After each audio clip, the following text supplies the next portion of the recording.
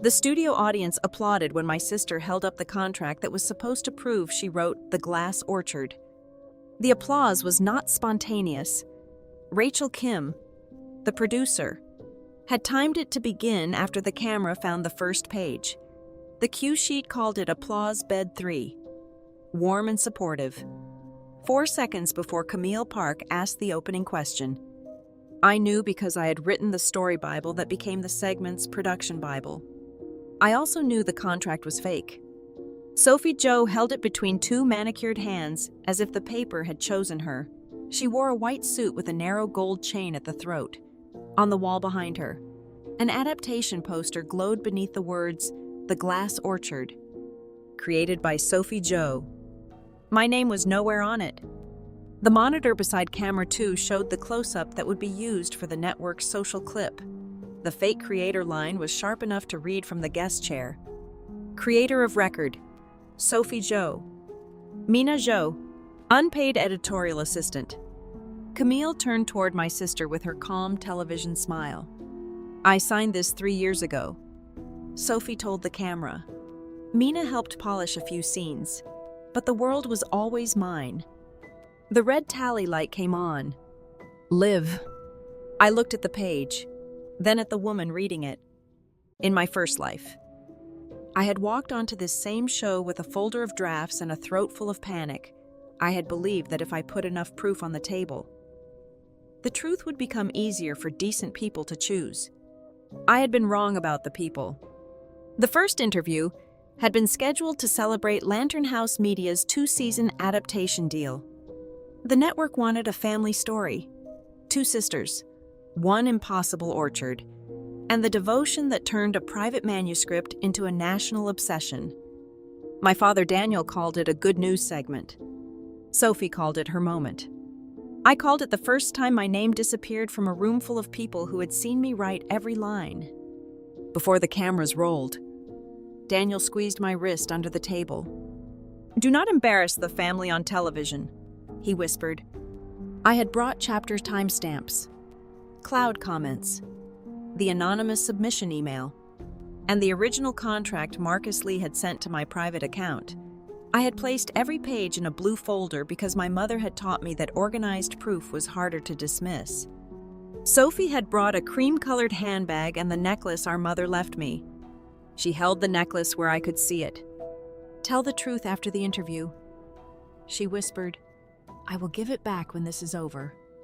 The host asked Sophie how she had invented the orchard's rules. Sophie answered with my sentence. Every tree remembers the hand that planted it. That line had come from a notebook I wrote during a night shift at Lantern House. I had cut my finger on a broken laundry room shelf, bled onto the page, and kept writing because I did not want to lose the rhythm of the scene. Sophie had never seen that notebook. She had seen the clean draft I sent to our father. The audience sighed, as if she had just confessed something tender. Camille turned to me. Mina, you worked closely with Sophie. Do you agree that she was the creative force behind the novel? I said, no. The room changed before I finished the word. Daniel's shoe pressed against mine beneath the table. Sophie lowered her eyes. The camera moved closer to my face, searching for the expression the producer had labeled jealous sister. Camille asked whether I was angry about Sophie receiving the credit. I opened my folder. Daniel reached across the table and closed it. Not here, he said. Marcus Lee, the adaptation executive, placed a clarification agreement in front of me. It said I had contributed research to Sophie's original work and would receive a one-time assistant fee. The network, he said, could not proceed while the family dispute remained unresolved. Sophie cried. Daniel said the series would be canceled if I refused. The host asked whether my ambition mattered more than my sister's future. Everyone in the room knew I had written the book. They also knew which answer would keep the cameras friendly. I signed. By sunset. Sophie was the creator of the country's most anticipated adaptation. By midnight, the network uploaded a clip titled, The Sisters Who Built a World. Only one sister received the credit. The next year became a museum of small thefts. Sophie repeated my descriptions in interviews. She used my character names. She quoted my private notes as if they were childhood memories. She even copied the mistake I made in Chapter 19, where a dead tree bloomed before the season changed. When readers praised her imagination, she looked into the camera and said, "Stories come from everywhere." My father called that generosity. I called it evidence. I saved every interview. I downloaded the network clips before they could be edited. I made a spreadsheet with dates, phrases, file versions, and who had access to each draft. The work was not dramatic. It was a second job performed after the first one, while the person who stole my work became the public face of it. 3 weeks before I died, I found 2 records that could not be explained away. The first was the cloud draft history. The earliest complete file was the _glass_orchard_MZ_master. The account owner was Mina Zhou. It contained my chapter revisions, my comments to myself, and a note to Rachel Kim about the orchard rule on page 42. The second was the original contract in a notary vault.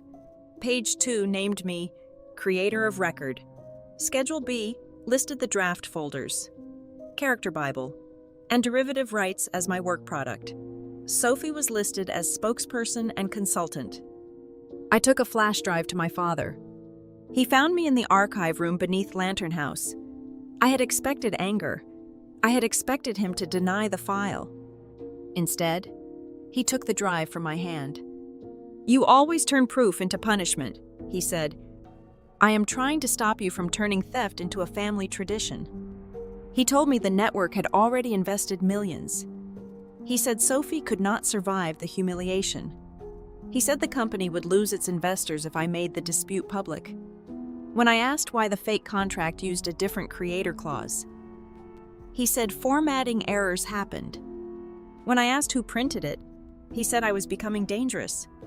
The next morning, my car lost control on the coastal road below the Lantern House offices. I remembered the guardrail, the rain, and my father's voice on the phone telling me to let the lawyers handle everything. Then I opened my eyes in the dressing room beneath Studio 4.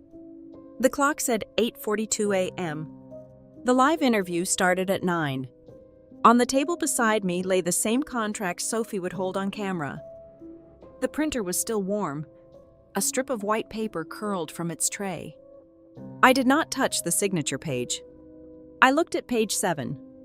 The fake version called the Creator Rights section, Clause 7.4. The original contract called it Clause 7.2.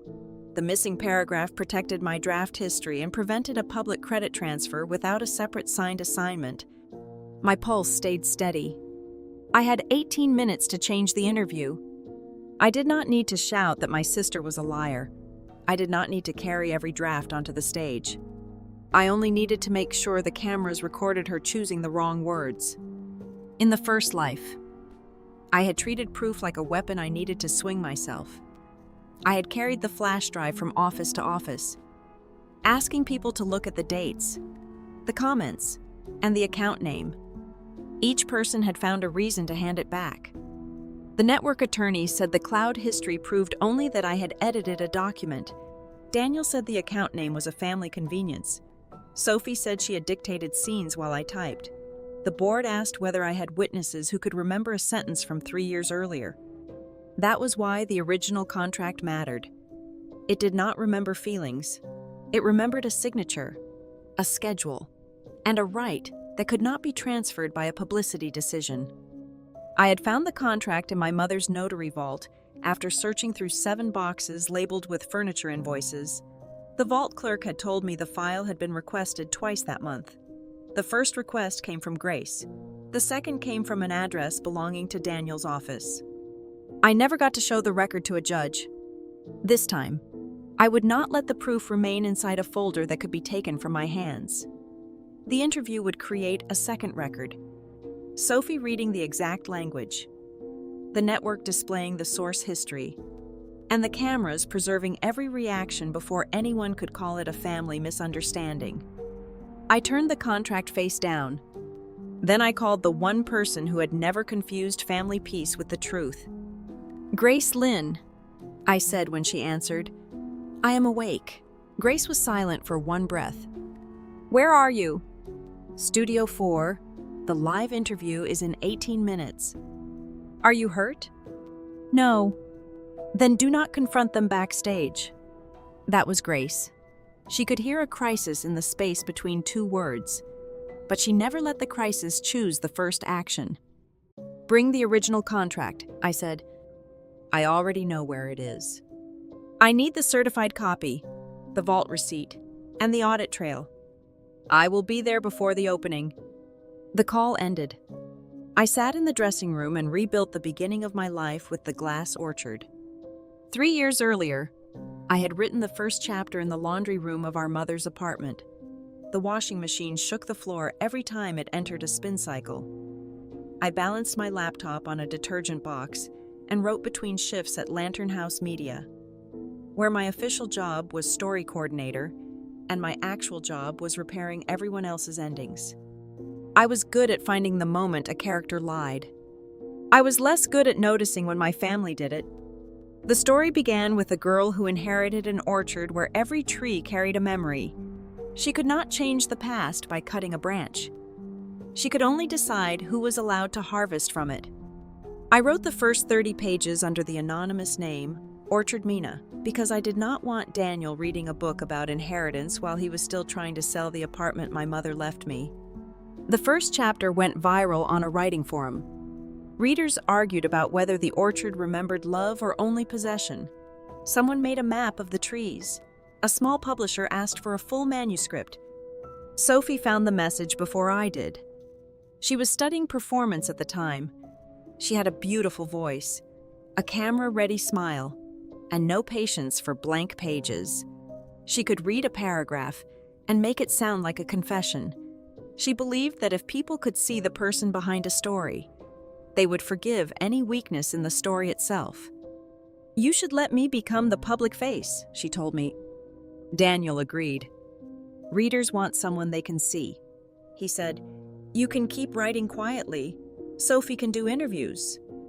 I accepted one interview because I thought public credit could be separated from authorship. That was the first mistake. One interview became a podcast. The podcast became a development meeting with Marcus Lee at Lantern House. Marcus did not care about family stories. He cared about delivery schedules, adaptation rights, and whether the person claiming authorship could prove the source files existed. He sent the contract to my private email. The first page described a 2-season adaptation. The second page named me as Creator of Record. Schedule B listed the working folders. Orchard_outline _MZ. The _glass_orchard_MZ_master. Character_Bible _MZ. Revision_log_MZ. The agreement allowed Sophie to appear as spokesperson and consultant. It gave her a separate fee for interviews, wardrobe, and promotional appearances. I showed Sophie the contract before I signed it. She hugged me. "I knew you would share it with me. I am sharing the opportunity, not the authorship." She smiled against my shoulder. "I know." Our father read the contract at the kitchen table. He paused at the credit line. "This is not how a family grows," he said. "It is how a contract works," I answered. He told me the network wanted a younger, more visible face. He said audiences trusted performers more than anonymous writers. He said the story would become bigger than any one name. 2 days later, Sophie arrived with a different copy. The first 6 pages looked identical. Page 7 carried the creator clause. Page 2 still looked like mine from a distance, but the signature block had been moved down and a new line sat above it. Creator of Record, Sophie Zhou. Mina Zhou, editorial assistant. Sophie said Marcus had revised the deal because the network wanted a public-facing creator. I called Marcus before I accused anyone.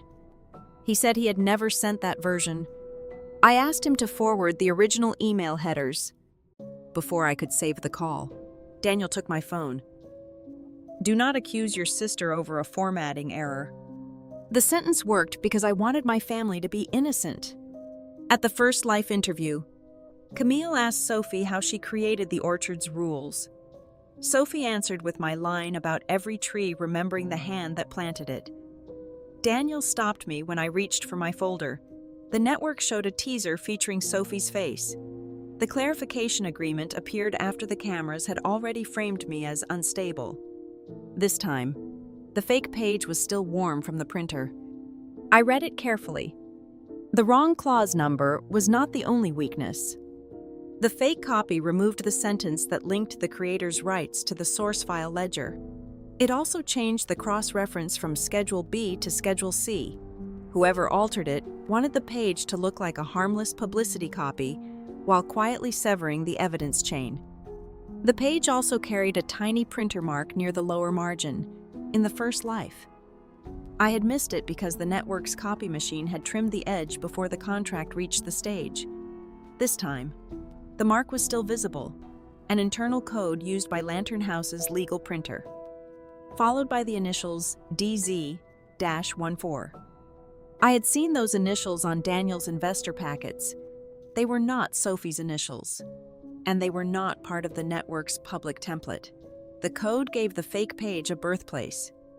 Under the printer queue, a second file waited behind the contract. It was a one-page publicity release titled Author Confirmation. The release described Sophie as the sole creator and asked me to approve a photograph of the sisters standing beneath the orchard logo. The approval box was already checked. I had not checked it. In the first Life, that form vanished after the interview. I remembered Rachel searching the production office for it, while Daniel told her the network had destroyed old drafts during a server migration. This time, I photographed the file name, the queue number, and the timestamp before the printer could clear its history. The story was no longer only about a contract page. It was about a sequence of decisions: a false release, a changed clause, a staged photograph, and a public claim prepared before anyone asked me a question. I photographed the page with my phone. Then I photographed the printer tray, the timestamp display, and the job queue. The job queue showed a file called S_ZHOU_publicity_final. It had been sent from the account assigned to Daniel's office.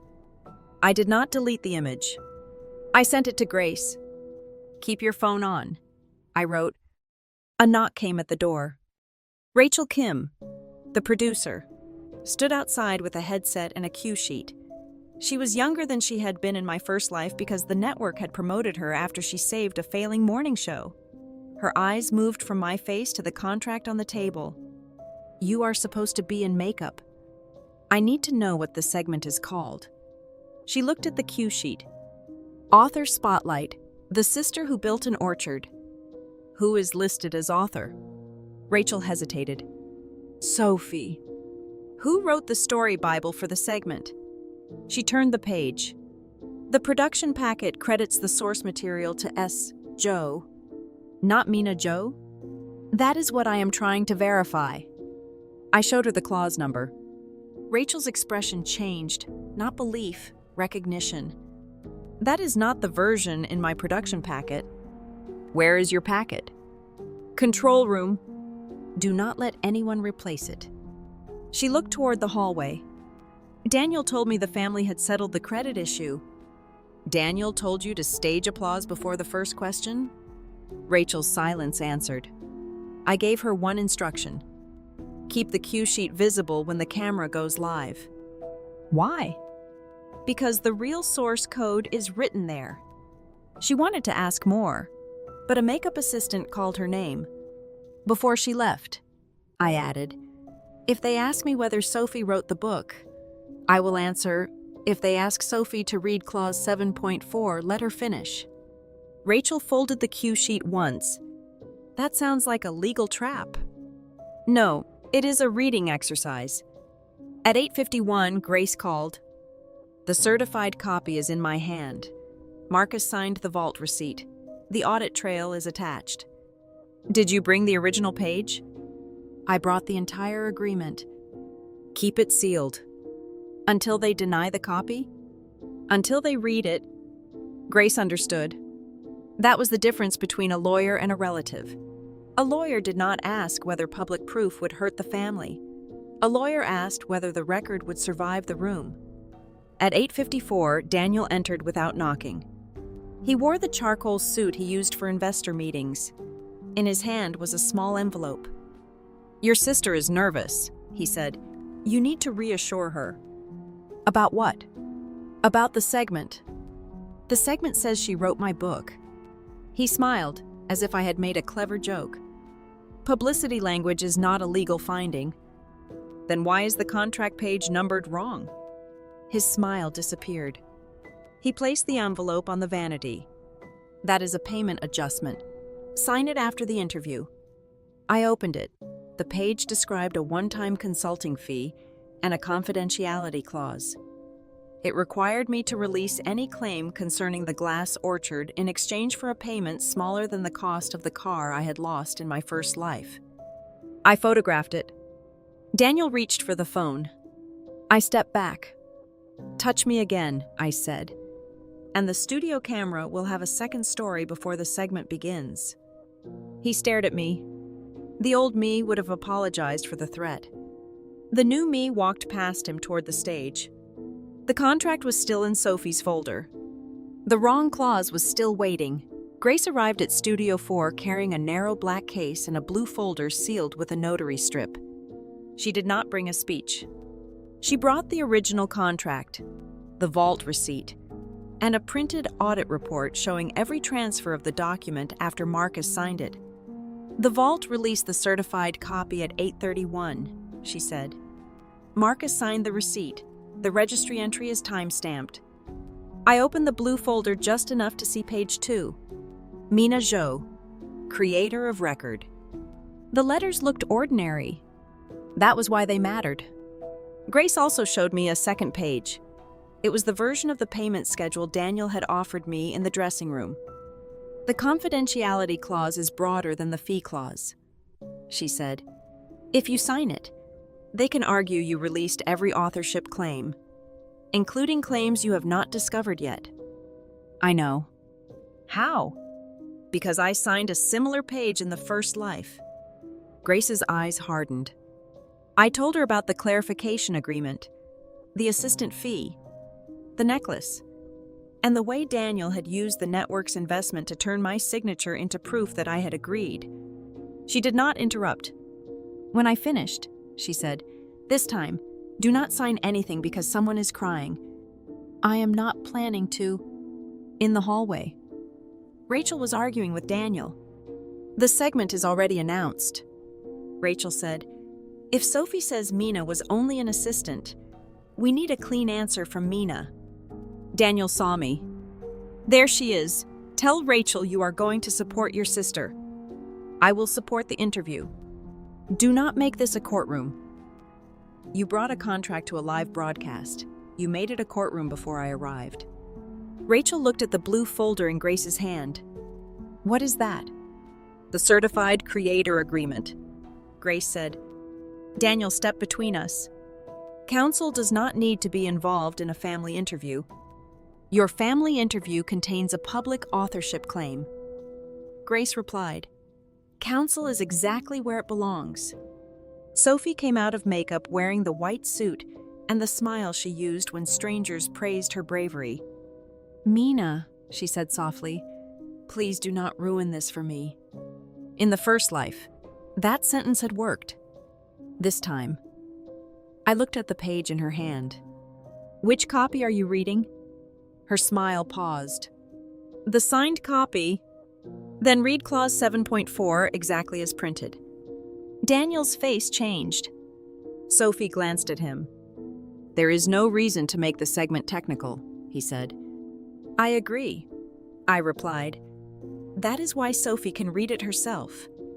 Rachel checked the cue sheet. "The opening camera is already rolling." I took the cue sheet from her and read the production notes. The segment was divided into 5 beats. 1. Sophie introduces the origin story, 2.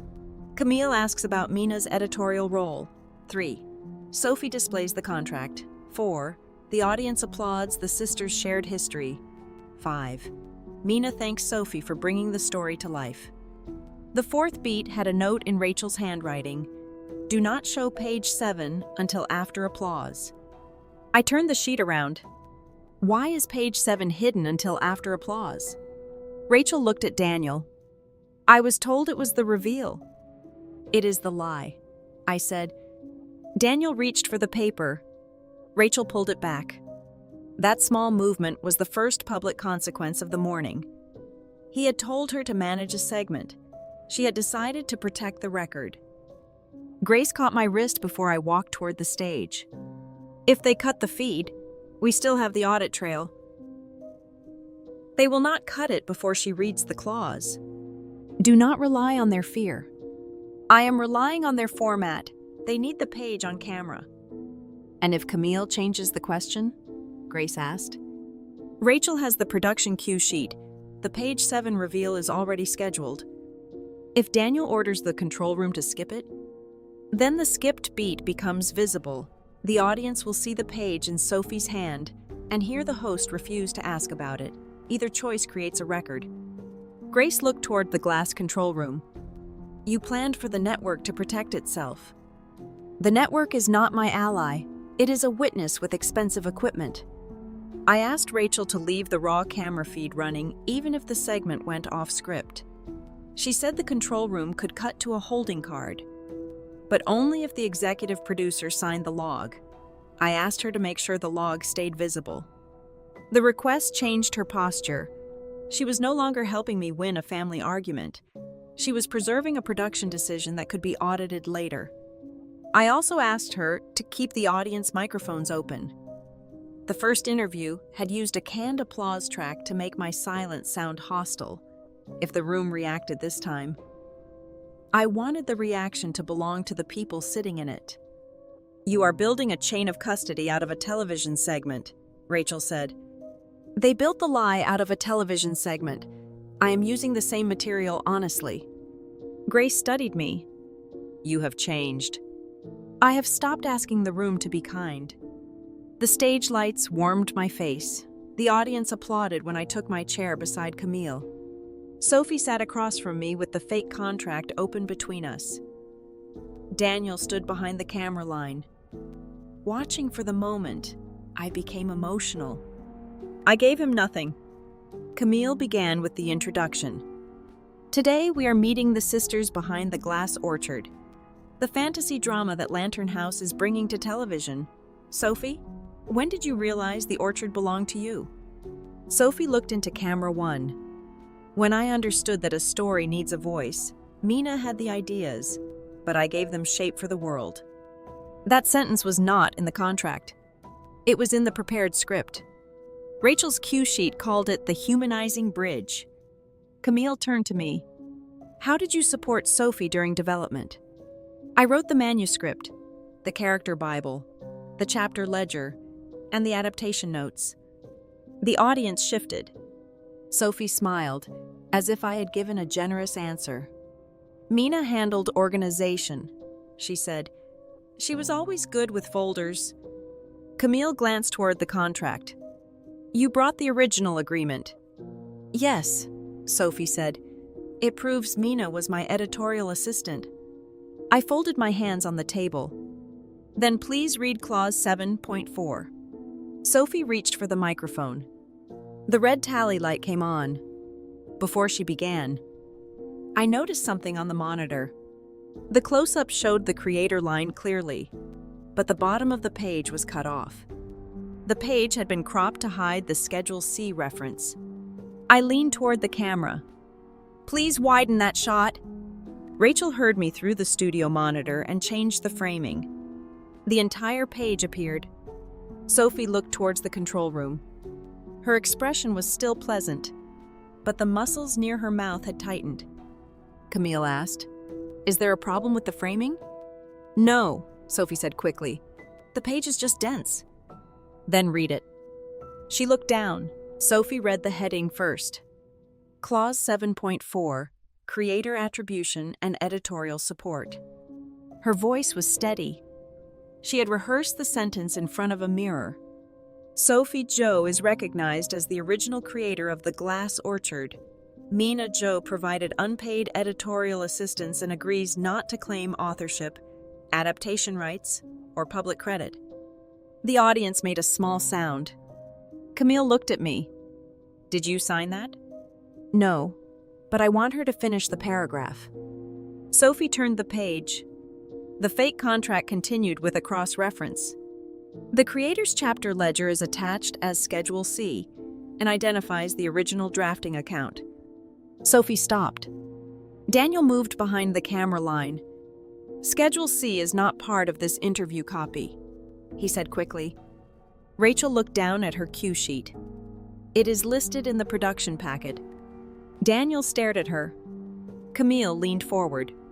Sophie, is Schedule C your chapter ledger? It is a private document. Then why does the contract say it identifies the original drafting account? Sophie looked at me. Because Mina kept the files. She organized my work. I slid Rachel's cue sheet toward Camille. The scene notes for Episode 1 are marked MZ-Orchard-V31. The producer's copy was created 2 years before Sophie signed this contract. Camille read the code aloud. The letters appeared on the studio monitor behind her. MZ-Orchard-V31. Sophie reached for the paper. That is a file label. It does not prove authorship. It proves the production team had a draft under my account before your contract existed, I said. The cloud history records every revision. Daniel stepped toward the camera. This is not what we agreed to discuss. Camille did not look at him. You are not the guest. Rachel removed her headset. The cue sheet was generated from Mina's story Bible. She said, I know because I was the assistant producer on the pilot. Sophie laughed once, too sharply. Rachel, you were hired after I delivered the manuscript. No, Rachel said. I was hired after Mina delivered it. Your name was added to the publicity packet later. The studio audience stopped moving. Camille turned back to Sophie. Please read the final sentence of Clause 7.4. Sophie looked down. Her lips formed the words without sound. Read it aloud, I said. She held the contract closer to the stage light. The parties acknowledged that all prior drafts were supplied by Mina Zhou and transferred to Sophie Zhou upon signature. She said it quickly, as if speed could make the sentence disappear. Camille repeated it. All prior drafts were supplied by Mina Zhou. That means editorial material. Sophie said, It says all prior drafts. I answered, Your contract calls the drafts mine before it says you own them. Daniel came around the camera line. Mina, stop this. The studio manager raised a hand, unsure whether to cut the broadcast. Camille pointed to the red light. We are live. Rachel opened the production console. A cloud history window appeared on the monitor beside the adaptation poster. The first file was dated April 18th, 3 years earlier. The _glass_orchard_MZ_master. The account owner was Mina Zhou. The second file was a revision from the next morning. The comment read, Mina, the orchard rule on page 42 contradicts chapter 19. Fix before sending to Marcus. The comment was from Rachel. Sophie stood so quickly her chair struck the floor. You cannot show private drafts on television. The contract you brought says the drafts identify the creator. Camille said, The audience is entitled to understand the evidence you used. Daniel turned toward the control room. Kill the monitor. Rachel did not move. The studio manager looked at the network attorney seated behind the glass. The attorney shook her head. The feed stayed live. Marcus Lee entered from the side of the studio. He had been watching from the control room. His face looked older than it had in the first life. The original adaptation submission came from Mina. He said, I signed the deal with her. Daniel turned on him. "You approved the publicity change." Marcus did not deny it. "I approved a spokesperson credit. I did not approve a creator transfer." Camille asked, "Why did the network allow the publicity packet to name Sophie as creator?" Marcus looked at the camera. "Because Daniel's office sent a replacement page the night before the first interview. The network treated it as a family-approved correction." Daniel went still. Grace walked onto the stage with the sealed blue folder. The audience murmured when they saw the notary strip. "The certified contract is here," she said. "It names Mina Zhou as creator of record. It also contains Clause 7.2, which says no public credit may be transferred without a new signed assignment and a separate payment schedule." Camille looked at Sophie. "Did you sign a separate assignment?" Sophie looked at Daniel. Daniel looked at the floor. The answer moved through the studio before anyone said it. Grace placed the sealed folder beside the fake contract. "There is one more record," she said. "The digital audit trail shows the fake version was created from Daniel Zhou's office account at 2:14 a.m. on the night before the first interview." My father went still. Sophie whispered, "Dad said it was only a publicity copy." The red light above camera 2 stayed on. In the control room, the network attorney asked the floor manager to preserve the raw feed, the monitor capture, and the audio track from the audience microphones. She did it while the cameras were still rolling. Rachel's assistant, Noor Patel, opened the archive window and found the original story Bible in a folder that had never been moved during the supposed server migration. Noor had been a junior coordinator on the pilot. She remembered delivering the folder to Rachel because Mina had sent it with page tabs in 3 colors. Noor did not walk onto the stage.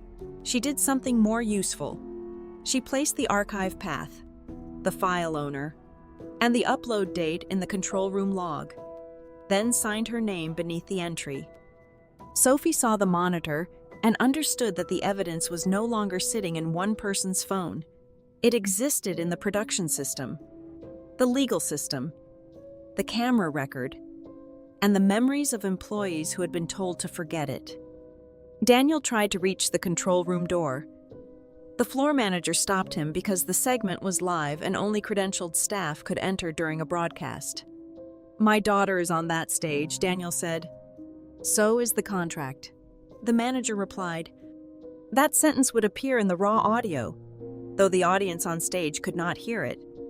Sophie lowered herself back into her chair. She had expected the interview to end when the lie was challenged. Instead, every attempt to stop the record added another witness to it. Camille asked the control room to place the original Clause 7.2 on the monitor. The certified page appeared beside the fake page. Original, creator of record, Mina Zhou. Fake, creator of record, Sophie Zhou. Original clause 7.2. All underlying text. Character Bibles. Draft history. And derivative rights remain with Mina Zhou unless a separately signed assignment states otherwise.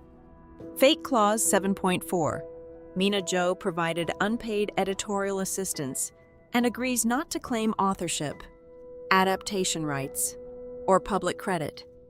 The 2 pages looked almost identical until the words were read aloud.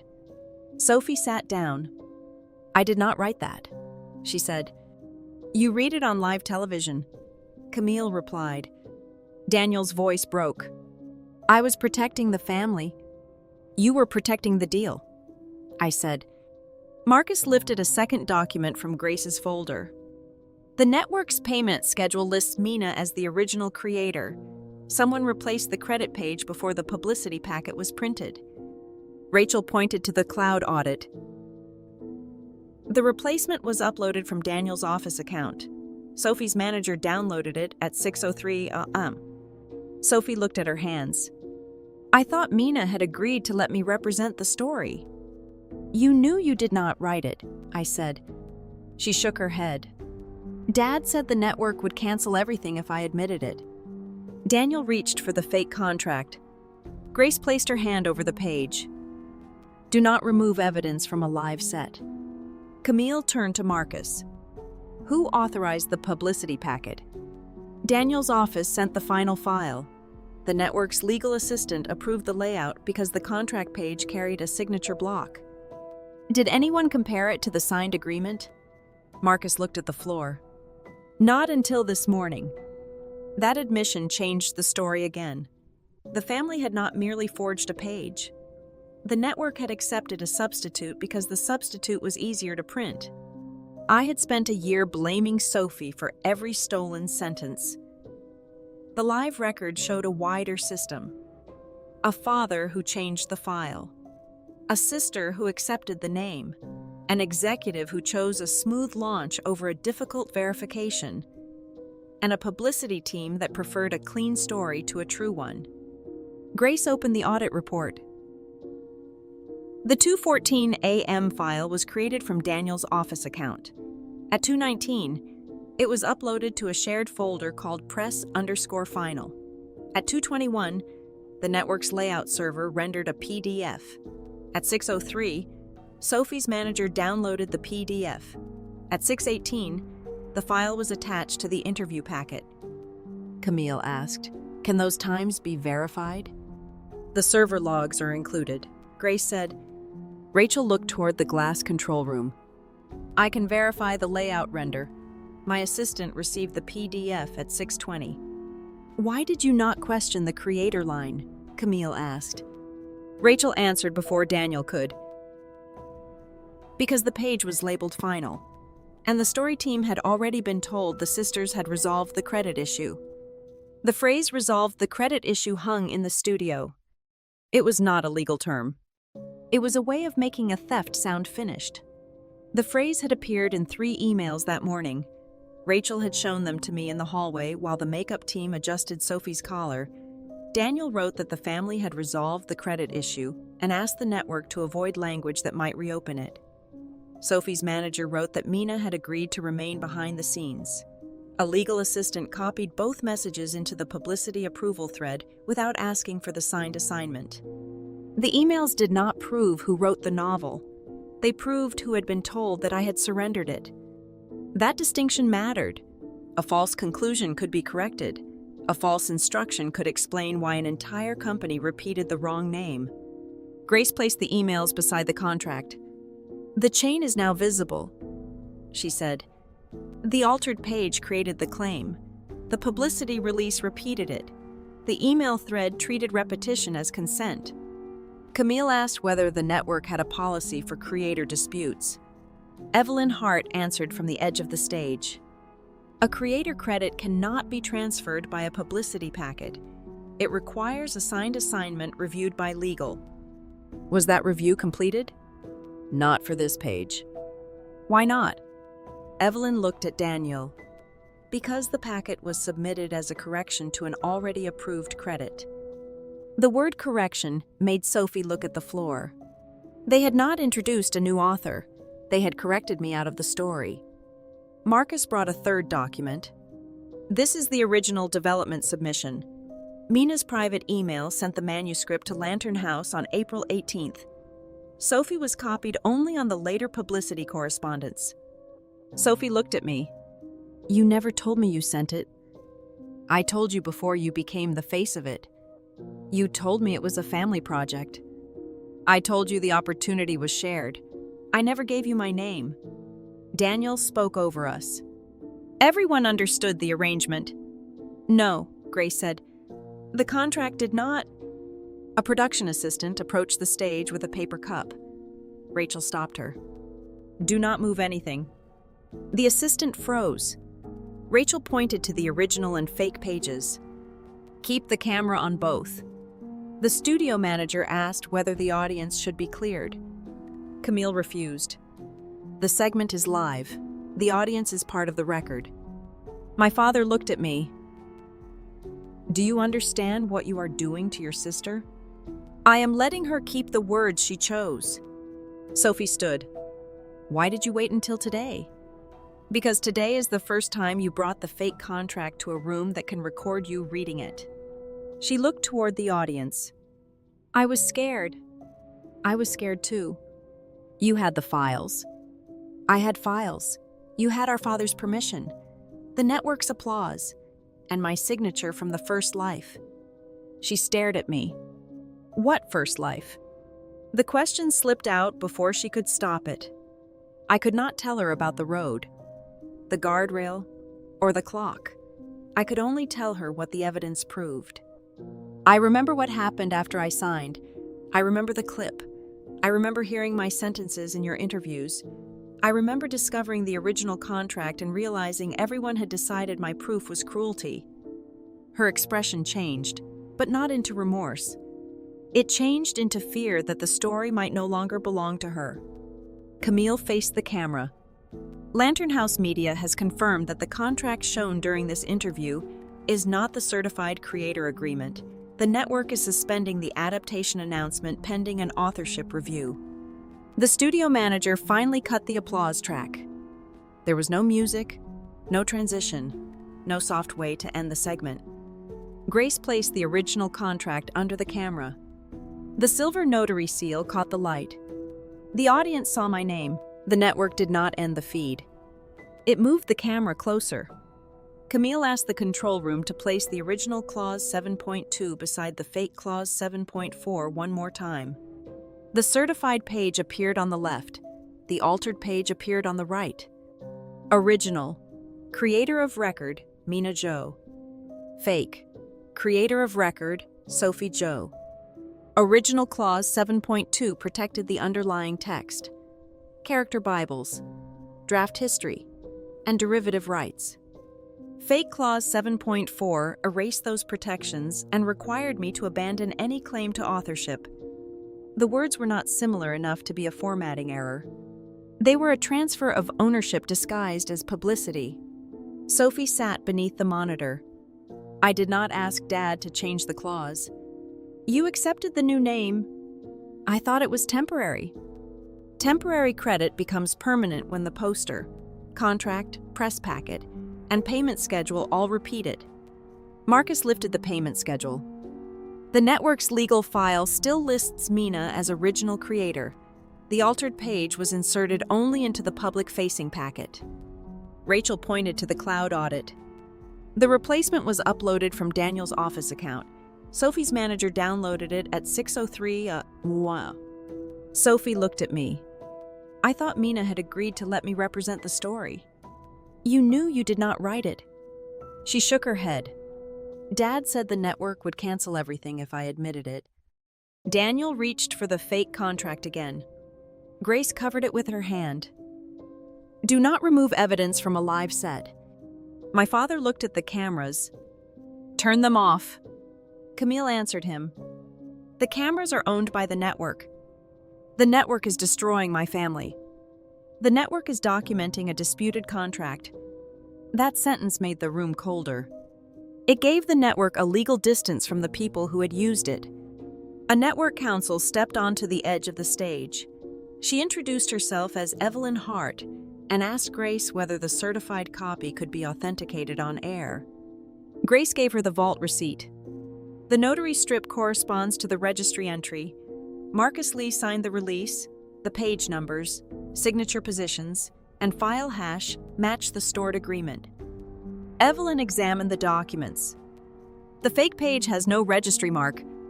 It was never registered, Grace said. Evelyn turned to Daniel. Did you authorize a replacement page?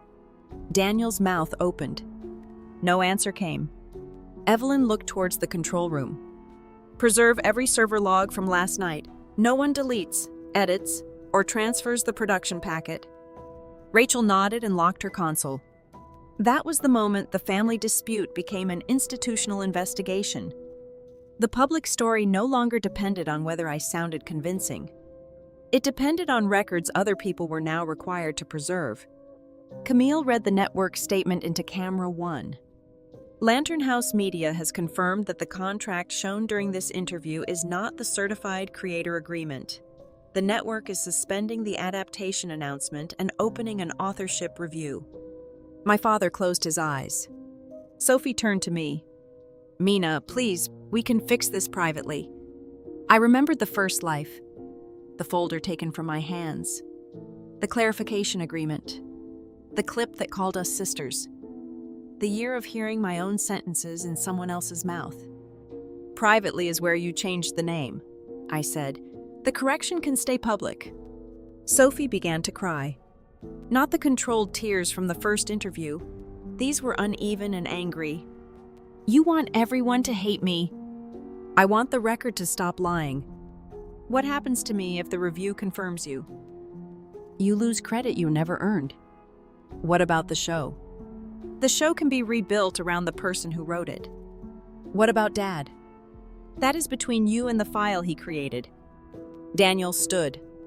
I did this to protect the adaptation. Marcus answered him. You protected the launch. You did not protect the adaptation. The difference mattered. A launch could survive a bad headline. An adaptation built on a false creator could not survive discovery by the people who owned the rights. Evelyn asked Marcus whether the network had paid Sophie as creator. Publicity and spokesperson fees, he said. No creator advance was transferred.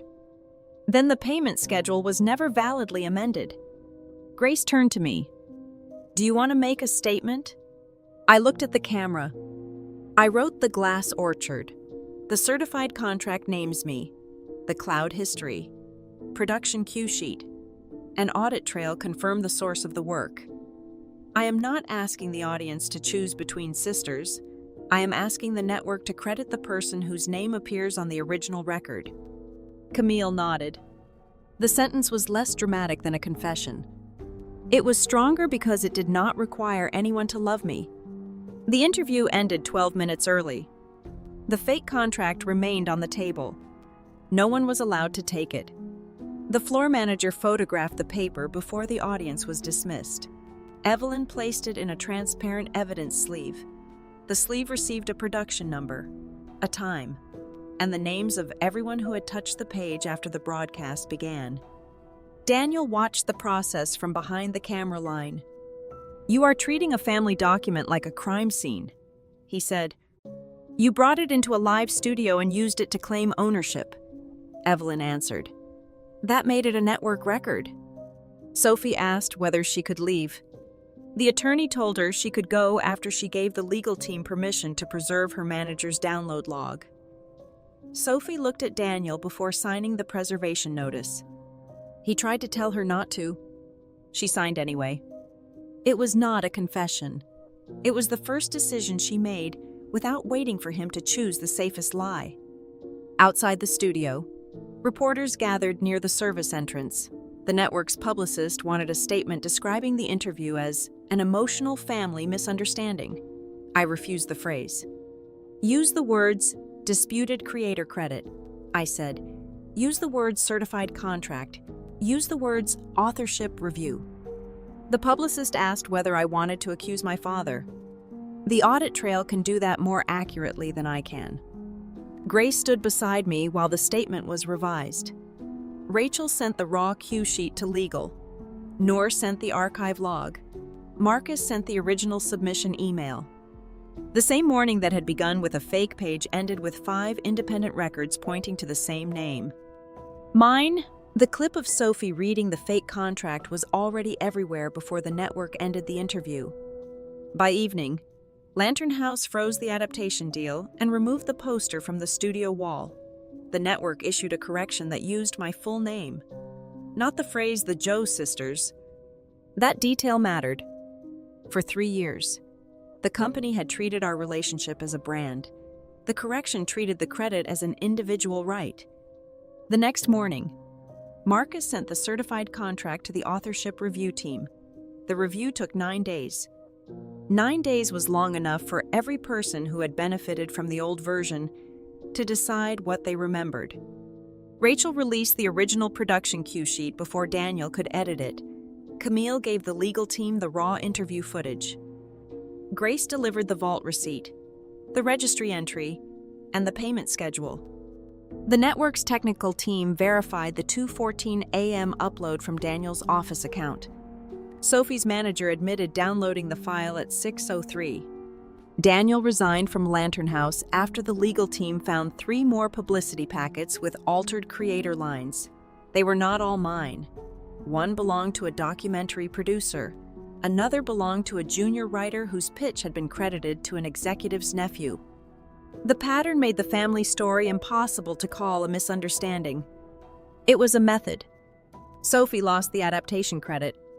She did not lose her voice. She lost the borrowed name attached to it. The review confirmed that I was the creator of The Glass Orchard.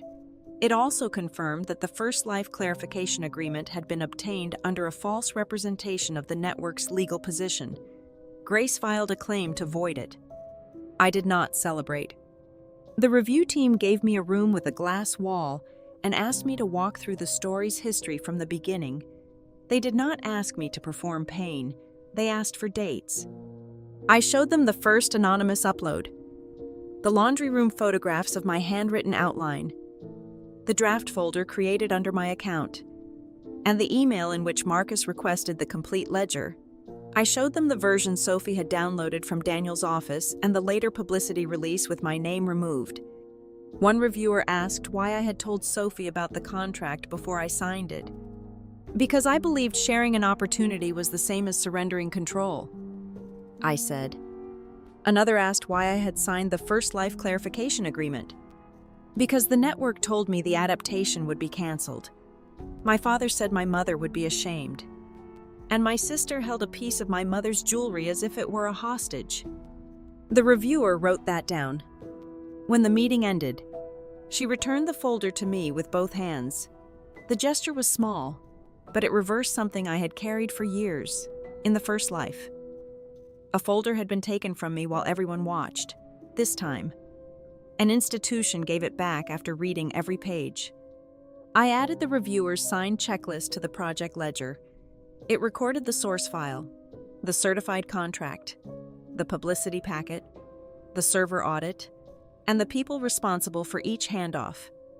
The ledger was not a trophy, it was a lock. Winning a record did not return the year I spent watching my work appear in another person's mouth. It did give me a choice about the next year. The revised adaptation contract restored my creator credit and gave me final approval over the scripts, casting, and derivative promotions. I hired an independent producer who read the draft history before asking for a publicity photograph. Rachel kept her job because she had preserved the cue sheet. Marcus remained on the project only after accepting a written rule. No creator change could be made through a publicity packet.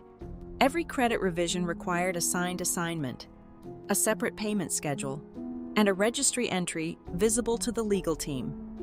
The new contract had one clause I wrote myself. Creator of record, Mina Zhou.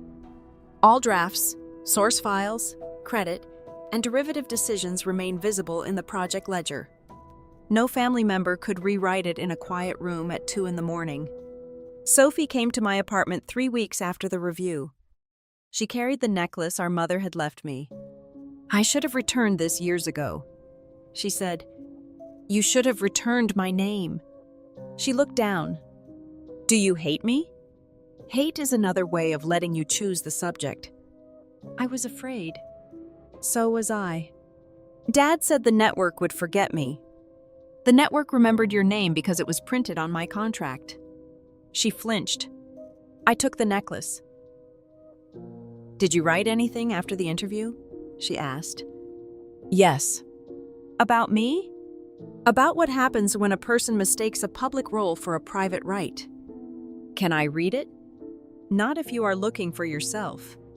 She nodded. For a moment, I almost felt sorry for her.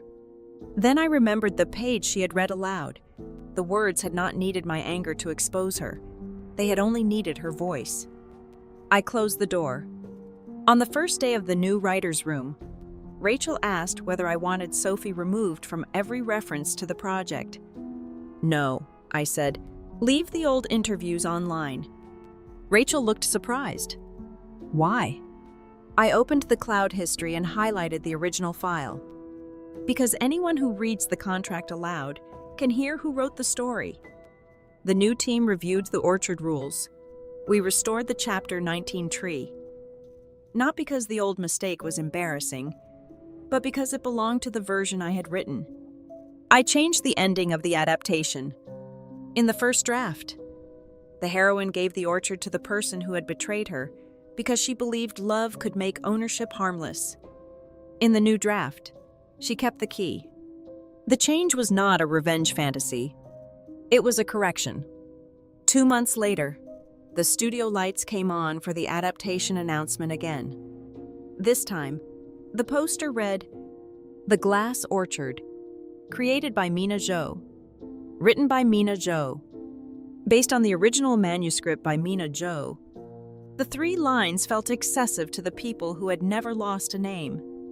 To me, they were a map back to the beginning. Camille hosted the announcement. She did not ask me whether I had forgiven my sister. She asked what the story was about. I looked at the camera. "It is about memory," I said, "and about the difference between being near a story and owning the hand that made it." The audience applauded. This time, there was no cue sheet telling them when to begin. I did not need my sister to say my name for me. I had kept it where no publicity packet could reach it.